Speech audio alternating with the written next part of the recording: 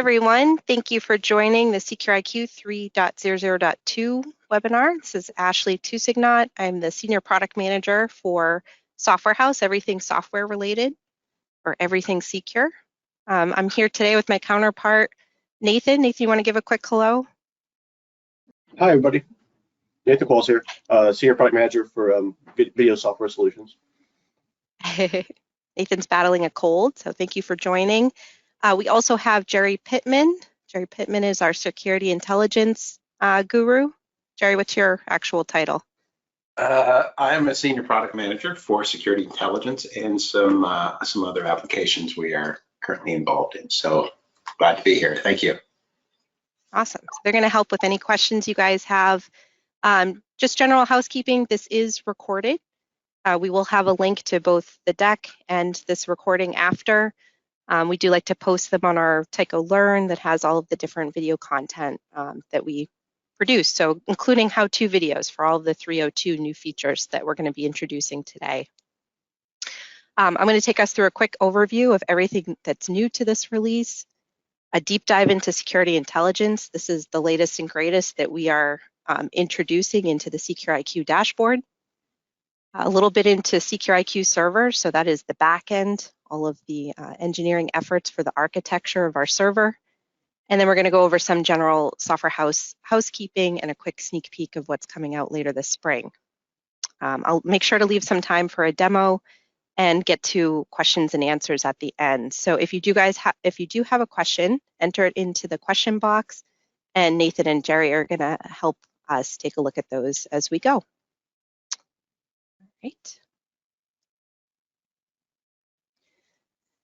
Here's just a quick roadmap slide. It kind of shows the conversion of SecurIQ. So again, SecurIQ is the web-based client that complements our Secure 9000 overall suite of products. So a lot of people have been web client users for a number of years. This is the most robust web client we've ever had. We're in the process of building over all of the current functionality from both Secure 9000 and Victor into one powerful client. So one engineering team, a single pane of glass, great user experience to have all of these features that you know and love today from both Secure 9000 and Victor, and also new ones like security intelligence that we're going to be talking about today.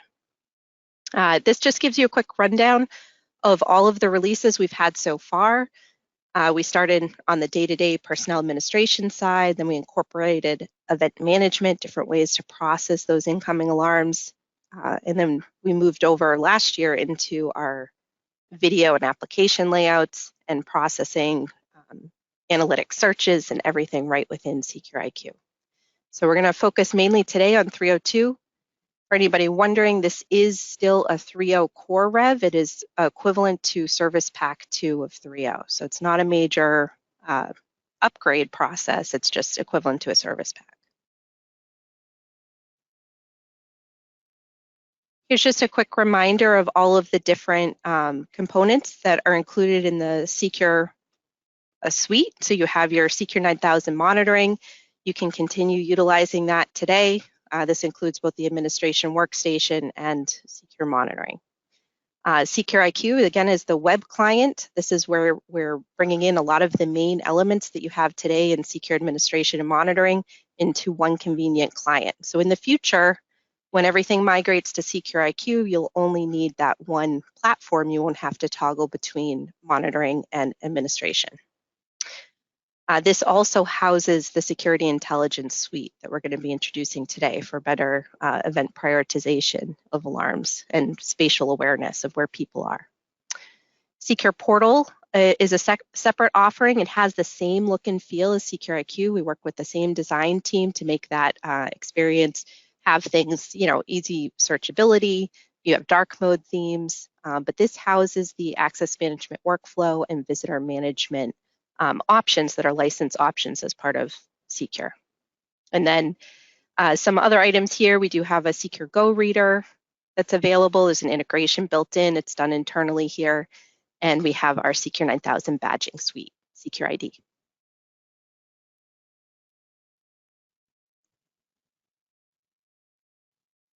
I updated this. This is something I've shared in the past. It is a good starting point for people curious about what you can do today in SecurIQ. So there's a lot, particularly from the day-to-day standpoint of people coming in, managing personnel records, adding credentials, changing out cards, things like that. They can all do. They can even print badges right from SecurIQ. There's a lot for the security guards today as well. So if you want to do swipe and show, you don't want to have a camera brought up for a particular door and have swipe and show next to it and see people that are going through those areas. There's also the beginnings of forensic search. So you can pull in your analytics search, whether it's a person, a vehicle, even down to like a backpack or a handbag, you can do with 3.00.2. There's also clip export. So we're just hitting the different areas here and trying to build most cohesive batch of features over into the web client with each version that we produce.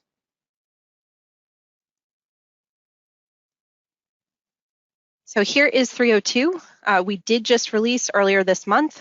Hopefully you guys have had a chance to go check it out. We are migrating our software housing to the Software House Support Portal. There's a great area there. We've got a condensed sheet of all the different manuals and the different video links that support this release. So hopefully you guys are finding everything you need. Let us know if you're not. This release has the main exciting feature that we wanted to talk about today is security intelligence, because that is new. It is built exclusively for SecurIQ. The first portion of this is around alarm intelligence. So this is bringing in a rules-based engine, and it's mainly for noise reduction and alarm prioritization. So being able to de-escalate certain alarms that probably aren't as important, but you're getting a lot of noise level in there, or raising certain alarms based on other factors, based on the rules that you're putting in, to make sure people are really focusing on what matters most. The spatial intelligence has been a key conversation, especially since the pandemic, wanting to know where people are they coming into buildings, are you consolidating space, are people safe in different areas? So ability for virtual headcount or mustering, last known badge reads, easy access to access metrics to find out, how many doors are getting the most number of card rejects, or there's certain personnel that are having the most number of rejects, things like that somebody would want to take a quick look at and see trouble areas that they would want to look into. Then on the video search side, we did have a lot of great usability updates to the UI, and we updated our analytics search. So a big one that we were waiting for both Exact and Victor, our Video Edge, is the motion detection. So that is built in for both of those now. And then for more of the organization side, we did incorporate tag management. Tag management is a great way for enhanced search and organization. So you can include both tags for general objects throughout the system and also for GIS-based locations. We'll get into that a little bit further. We have our configuration of schedules and holidays also right within SecurIQ, so you can create all of those schedules without having to go back to the admin client. And the last portion here is getting into the server side, so a quick look into SecurIQ, the new architecture of single node, which is available with 3.00.2, and who that would be most useful for.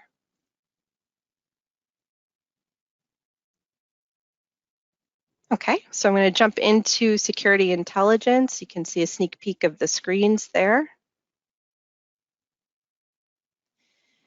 So really, security intelligence is about how we can collect, and this even goes through an enterprise architecture, collect data from different areas and make meaningful decisions based on that data. So this first phase is really focused about our rules-based engine, how we can consolidate information and create rules that are highly configurable based on schedules, based on triggered events that you want to happen, or times allotted for these different rules to trigger, to be able to streamline the amount of information that's coming into your various teams. So most urgent alarms are going to get the more critical attention that they deserve. And then the spatial intelligence side is just bringing in that data-driven insights to safeguard people. So you're focused on Can I be able to do a virtual muster? Can I have an event triggered if there's a lone worker that's been in a certain area by themselves for a period of time? Things like that to make sure that the team is more aware of everything that's going on throughout the buildings.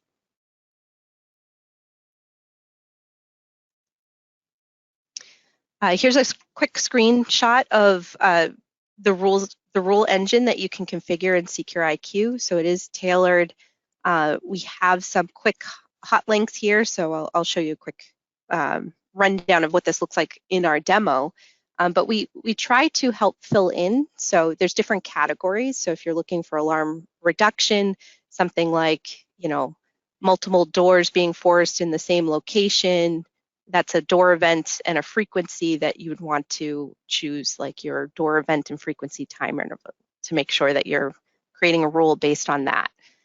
Or it could be something like suspicious activity. We had airports in the past reach out and say they want to know if you have a single person going across different I-stars and trying to get in through different doors that they don't have access to. They want to immediately know if there's multiple card rejects for a single person. So things like that, you can build out those different rules into this rules engine.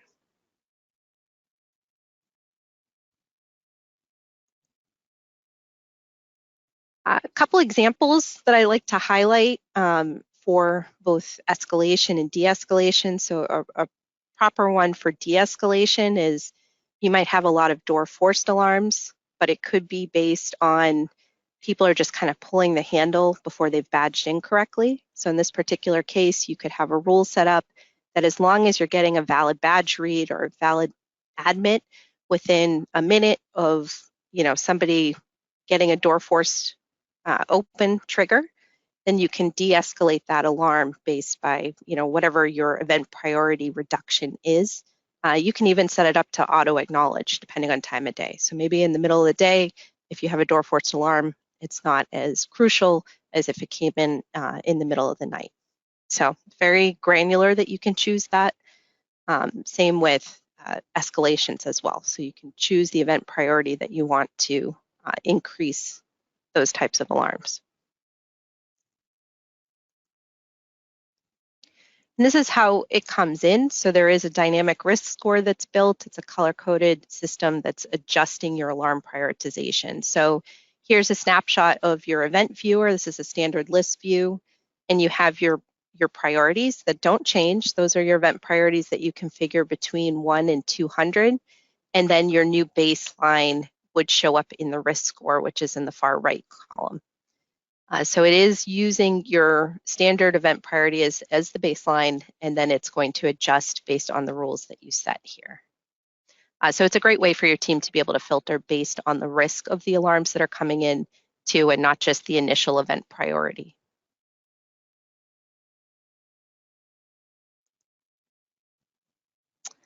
And here's just a look at some of the spatial intelligence views. We'll get into this in better detail during the demo, but in the back here, you have your access metrics. You can filter your swipe data based on door or personnel.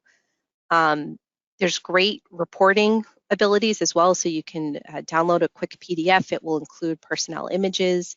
It's going to give data of top 5 rejects or admits or both. And you can run a quick report right from that page without configuring anything further. The other great thing is that our licensing is free of charge this first rev. We're loving people to try it out, give us feedback, grow this element of security intelligence further. So there are some licenses we'll go over at the end that are no cost to the customers. And they can now have this data stored for up to 14 months and up to 100 rules that they can create throughout the system. So great addition for this service pack. Over here is a look at the virtual headcount. So you can see if you had different buildings clustered in an area, or could be even further apart if you have regional based or global. And then it's a little bit hard to see in this, but there's the head count per building. So you can filter in who's at each of those locations. And there's the ability to actually open up those individual records and clear people out of a location. So you're getting these real-time insights, ability for last known badge read, do a quick search where that person has last badged in, lone worker, et cetera. So this is the first allotment that we're including for the spatial intelligence side.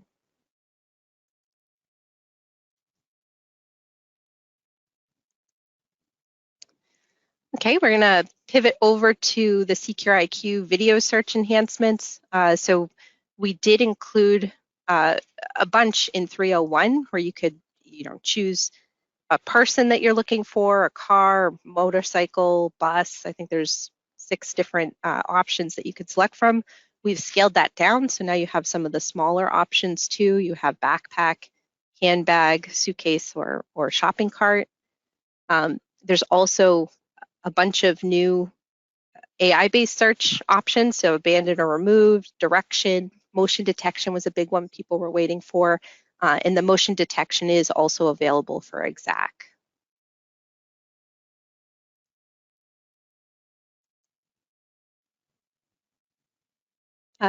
Another couple of usability items that I like to point out, we do have a detailed view of any thumbnails that you can turn on for cameras you're searching for. So if somebody's not as familiar with all the naming conventions, they can quickly open that thumbnail image.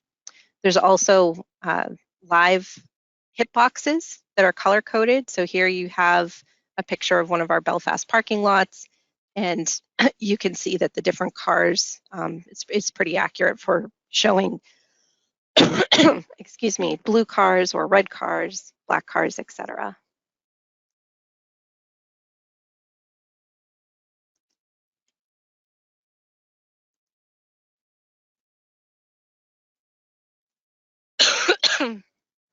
Okay. We've also changed up a little bit how your search results come in. This is one of my favorite updates. You can ask Nathan. You can change, the results used to be hard-coded to the bottom here, which kind of made your overall video screen a little bit more condensed. Now you can pin it over to the right-hand side and get all of your results down this column. So you can actually see multiple results without having to scroll as far, and it gives you, better visibility of the screen. It's just personal preference. You can choose to have it anchored either way. There's also some built-in grids, so you can choose how you want your video layout and be able to kind of visualize what that looks like. So 2x2 or 3x3, etc. And we have built-in PTZ control into the top of the screen.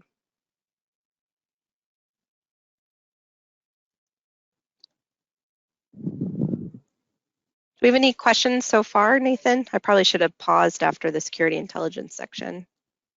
We have a few rolling in.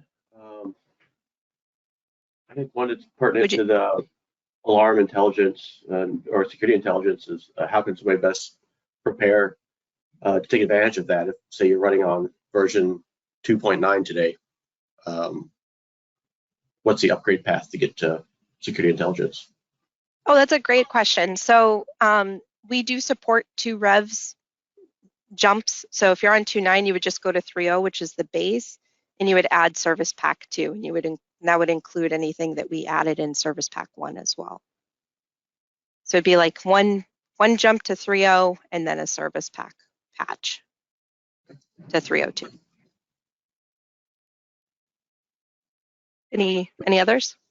I think that's all we have now. I think maybe there's some more general ones we can answer in the background. And yeah, I'm sure more will pop up during the demo.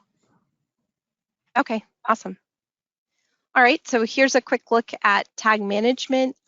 So this is something that's also available in Secure 9000 client as well. I think we added it back in 280, if I'm correct. So it's just a way to add both GIS pins for location-based tags or general tags for objects. So once you create a location path, there'll be all different locations. So here on the screen, you're seeing there's like a global location, and then you have an EMEA office, a US office, and then you can kind of drill down all the way down to like our Westford office. So this is a map of our office that I'm sitting in right now. And then you can run different searches. So you can add people and objects to those locations too. So it helps to know, Ashley and Nathan are out of the Westford office, but Jerry would be out of a different one of the regional offices. So you can kind of truncate even down to like a floor level of where things are based in different locations. So it's really broadening your search.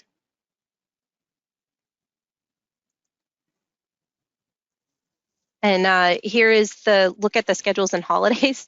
One of our biggest asks was to make it as simple as possible. Think about like if you're opening up Outlook Calendar or Teams, whatever you're using, to make it very clear that you're selecting the different days, the time thresholds, and then have a preview of what those results are going to look like when you set up that schedule.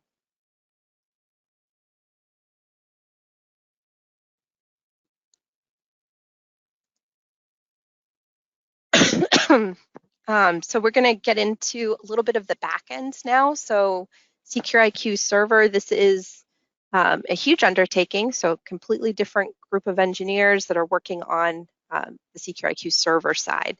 So this is to be able to provide complete deployment flexibility, whether people want on-prem, cloud, or some kind of hybrid version of that. It's also going to increase the scale and expansion. So more doors, more clients without necessarily having to jump to an enterprise platform, because there's different reasons why people would want to go enterprise. And sometimes it's, if you're just maxing out your number of doors, this is a great option in the future that you don't necessarily have to do that. It's also providing, open tool sets and libraries with dashboard visibility and building in your resiliency. So your high availability fault tolerance in the future when everything is containerized for SecurIQ server, so that you won't need to necessarily add on additional items such as Everrun and things like that to make sure your system is completely redundant. So this first phase is our initial release for SecurIQ server. So it is single node. A node is your single VM or PC. So example here today is obviously Secure server. So you have one single server. Today, if you're a Series T user, the max number of readers that you have is 5,000 for that server. So if you wanted to go to 5,001 or 6,000, then you're kind of starting to look at having to branch into an enterprise architecture. So now with SecurIQ server, if you reach that 5,000, you could expand your Series T to single node, and you can up to double your amount of readers. So you can have up to 10,000 readers today, as long as you're on 302 with single node. It's not building in the full high availability fault tolerance yet. What we've done today is containerize the iStar driver itself. But in the future and later this year, we have multi-node coming out where it's going to bring in more of that stability for the system.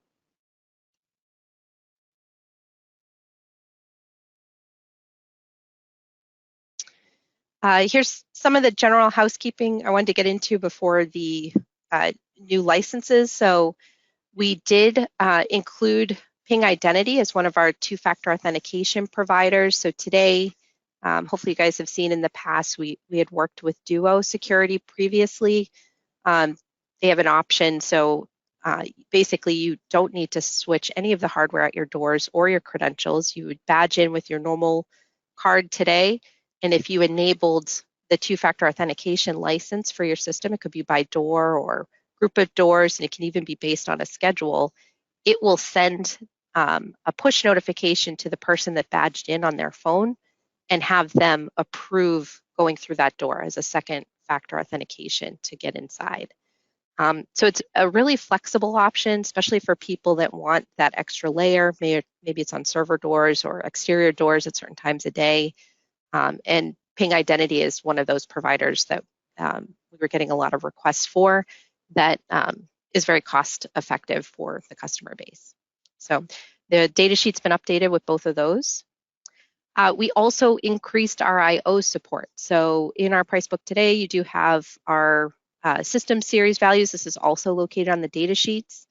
And for the larger system series, so series S through T, we increased the I/O, and this is to support all of the OSDP enhancements that we've had this past year. And another question we've been getting asked is about .NET in general, we were on 3.1, which is antiquated. So as of 3.02, we have jumped up to .NET 7, and we'll be continuing to stay up to date with the .NETs later this year as well in 3.10 to jump up to the next one.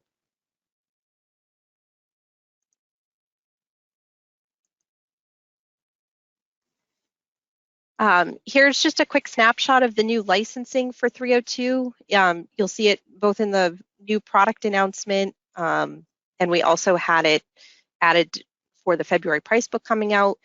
So these are all up, zero cost items. They go in the size of your system series. So small, medium, or large, it will tell you which system series are included.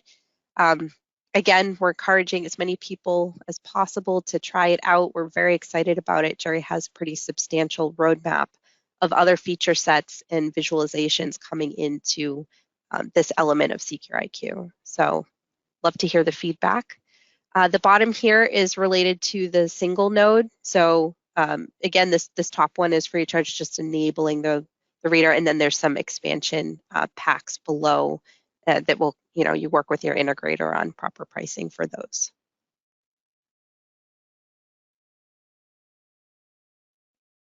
And I love to always give a sneak peek of something new coming before we jump into the demo. So we are in the process of working on 3.03. So that would be, version 3.0, Service Pack 3 equivalent. And there is an update to the Swipe and Show. So Swipe and Show got a whole makeover in SecurIQ last year when we launched 3.0. Where we moved the text out from the individual pictures and made things very easy to find. One of the initial feedbacks that came in from some of our large users was to be able to add up to 3 additional UDFs or personnel fields that they'd like to pull in that are important to them.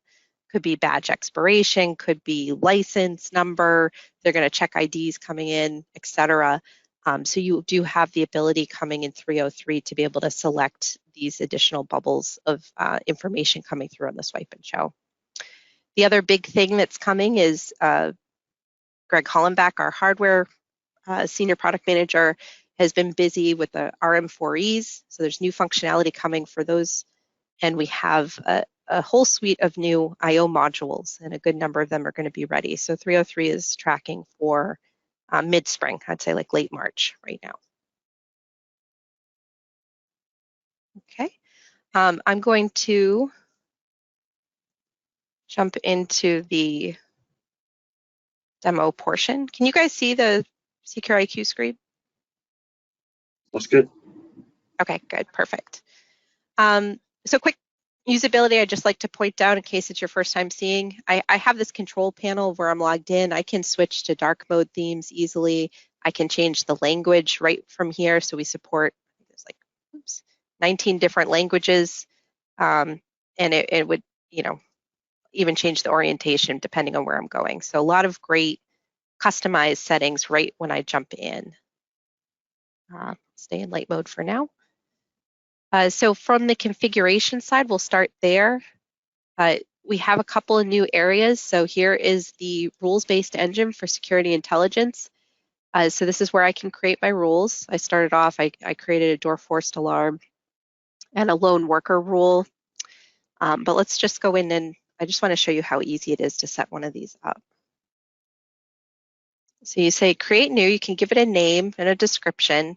And then here you have a drop down of what kind of rule you want to create. So you have your alarm reduction category of door alarms, and then you have your escalation ones, based on activity or time of day. This is also where your lone worker one falls in. So if you have somebody, you don't want one person in an area for a certain amount of time, you can choose that. And then general card misuse. So this is where you get into rejects by person or too many rejects on a particular door that you can choose from. And then it just kind of walks you through the steps down here. So you would select what door you want to add it to. It will gray out areas. Like we've already chosen that this is rejects on a door, so it doesn't make you pick that again. But you can pick the time interval and the schedule. So maybe it's just during the day that you're concerned about that, or at night. And then there's the action tab where you can select the event that you want to be triggered from this rule. So once this goes into place, what happens? The last step would just be to enable it. So it's pretty customizable. I'll show you one that was already fully built out. Here we have lone worker. A door was selected here. It says after 30 minutes, we want to know at night. So if somebody's in the office at night, after 30 minutes, we want this particular event to be triggered where they're going to have assistance sent to that person. This is just an example. I'm going to jump over into the monitoring to show you some of the video enhancements that we talked about earlier.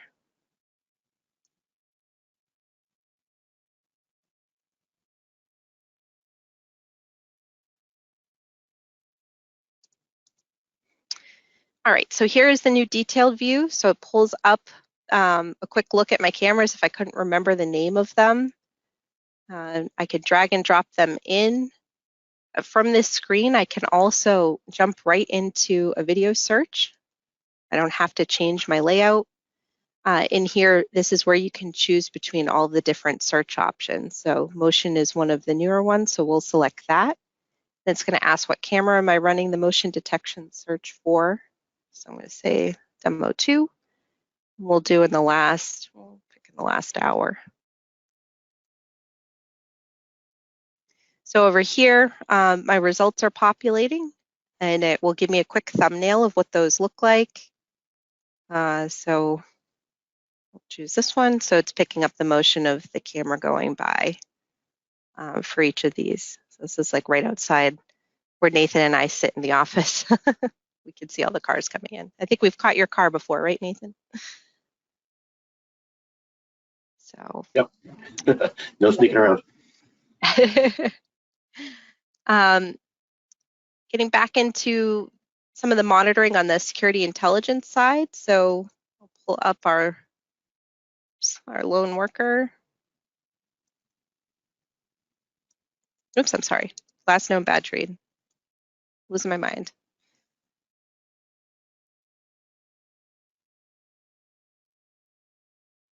Okay. So here is, you have your filtering tool where you can search for anybody, but it will choose. So here, this is the top of my simulated personnel list. So this person is located in the Westford office. But I can go down, I can search for other people, or I can choose from the list that's showing here, and it will show their PIN, their GIS PIN, of where they last badged into, if it was an admit or a reject. And you can also add any notes here as well, or clear them from a location, which comes into play for the virtual headcount side. So that's one of the new views. And then for virtual headcount, looks a little bit similar.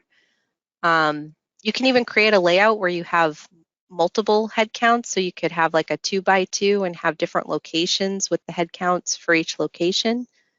So here we got one personnel in this particular location because it's just running on a simulator. But here we have, same ability. You can go in, you can create a note, or you can clear that person from the location. And there's filtering abilities here, so you can choose different areas or set times of day that you want to run that headcount search.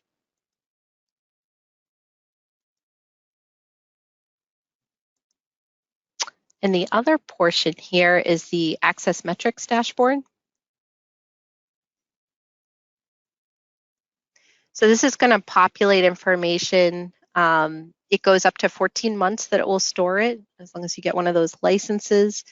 And you can choose between, closer look at door or personnel. I can, change my list to have both admits and rejects, and it's going to, divide out. So the longer, darker line here is the admits, and then the rejects is the light blue. You can toggle between, you can see trends of like who are the who are the culprits of the most rejects, or what doors are kind of a hot spot that we need to take a look at. If you wanted to run a quick download, you have your PDF here of the report out. And it will give you, if we had this was a bad batch on my simulators, I didn't actually have any pictures for these records, but each of these personnel records would have a tiny thumbnail if that was available. So you can see all of the history, what doors they accessed, if it was a reject or an admit, depending on what report you selected here. You can also choose on the personnel side too. So once you get into that, you can pull in, again, toggle between rejects or both, admits and rejects. And you can select your date range, your clearance levels, etc. So this is all built right in. And then this is going to be built out even further, right, Jerry? So we got pretty substantial roadmap of what's coming for security intelligence. I don't know if you want to share anything briefly of what the team's working on. Yeah, we definitely do.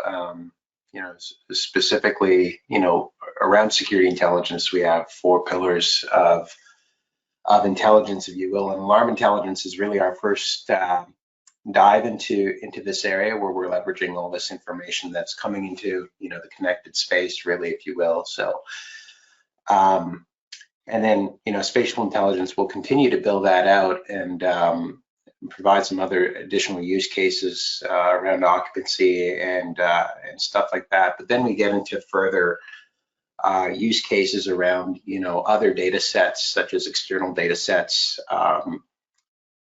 social media, weather events, and stuff like that, and being able to link that into SecurIQ, correlate that information to your people and your assets, and provide more real-time information on that. So basically just giving you more of a holistic view of how your assets and people are being impacted in real time. And then lastly, we have our 4th pillar of intelligence, which ties into basically everything that SecurIQ is headed towards today, and that's response intelligence, being able to effectively now respond to events and incidences, right? So now you have all this great information at the tip of your fingers, and being able to respond efficiently to these events through SOPs that are embedded, and other additional information that we're building into SecurIQ. So lots to come. Very excited about it, and great to see where we've gotten to today. I just brought the report back up because somebody was commenting on that. They asked if we could bring it back up. So yeah, you can pull up a PDF or a CSV quick report. It looks really nice out of the security intelligence side, but that's not the only area that you can pull a quick, you know, canned report, if you will. There are other areas in Secure. Anytime you see this little icon, that means that you can drop a quick report. So another big area is like our health dashboard. This pulls in, you know, it's quick 7-day running tally of how the system's behaving. So, I mean, anything from memory usage to CPU usage to communication latency, but you also have great little card indicators. So you can find out like doors in maintenance mode. It's very access centric right now. The team's building out the video health elements that will be built in as well. But you can see doors held open, and this one is card reject. So if I jump here, I can download a quick report of all of those card rejects as well over the last week. So these reports are pretty quick.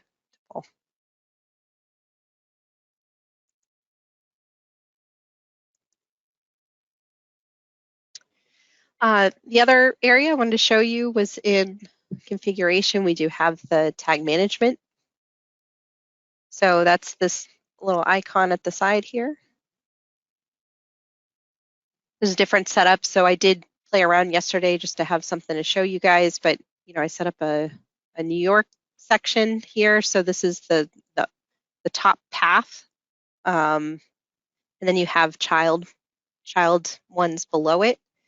So it's very easy. So I've added people and objects throughout each of these locations, and I can, you know, this is going to show the full path, meaning it would show New York Airport, Times Square, or I can toggle to just that node to figure out just the people and objects I added just for that headquarter location. I can also pull up any of the GIS pins. So here is, looks like it's right near, I think it was near the Statue of Liberty, but then we have the Newark Airport. You can kind of just toggle through and find the different locations and the people. So then if you're searching for things, it will show up by location as well. So, I can do a quick search of all people in Times Square that I have for that area. Okay. And the other new icon in the configuration area is the schedule. So this is where you can create schedule, recurring schedule, or holiday. And pretty easy to configure. I'll just open up the always one just to see. So obviously here it's just going to click every single day. And if you previewed your activation times, it's going to show everything in blue because it's always running. But you can set, other schedules that were only for an hour, one time a week, or one time altogether. It's just a one-time schedule. And you can set up all of those right within SecurIQ.